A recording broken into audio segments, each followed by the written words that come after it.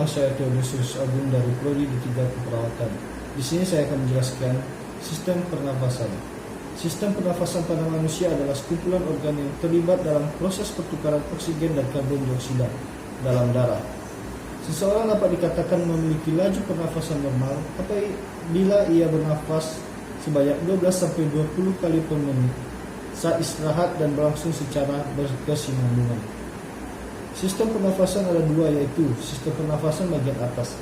Ada beberapa organ di dalam sistem pernafasan bagian atas manusia, yaitu rongga hidung, terdiri atas selaput lendir dan rambut halus yang berfungsi untuk menyaring partikel, debu, atau kotoran dari udara yang masuk ke hidung. Dua sinus, yaitu rongga berisi udara di sepanjang sisi hidung yang berperan untuk mengatur suhu dan kelembapan udara yang dihirup. Tiga faring, untuk menyalurkan udara yang masuk dari hidung atau mulut guna diteruskan ke trakea. Empat laring, yaitu ruangan kecil sebelum trakea yang berisi pita suara.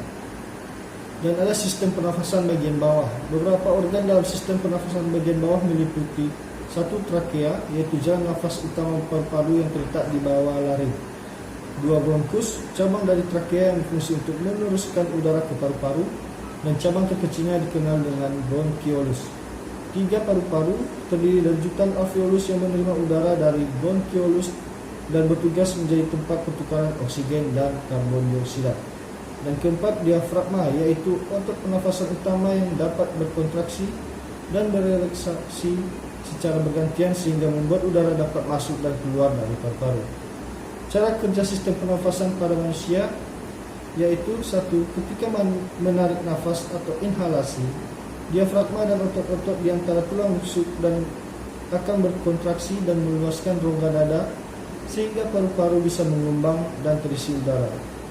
Udara masuk lewat hidung dan mulut, kemudian melewati proses penyaringan partikel kecil oleh rambut hidung, lalu menuju ke trakea atau batang tenggorokan. Tiga, udara dari trakea masuk ke paru-paru melewati saluran pernafasan yang disebut dengan bronkus dan bronkiolus, kemudian berujung di alveolus. Keempat, ketika udara mencapai alveolus, terjadi proses pertukaran antara oksigen dan karbon dioksida pada pembuluh darah kecil yang bernama kapiler. Oksigen masuk ke dalam kapiler, kemudian menumpang sel darah merah menuju ke jantung dan disebarkan ke seluruh tubuh. Di saat yang bersamaan, karbon dioksida masuk ke kapiler, ke rongga paru. Setelah pertukaran oksigen dan karbon dioksida selesai, otot diafragma dan tulang rusuk kembali rileks dan rongga dada kembali seperti semula. Udara yang mengandung karbon dioksida pun terdorong dari alveolus menuju ke bronkiolus, bronkus, trakea hingga keluar melalui hidung.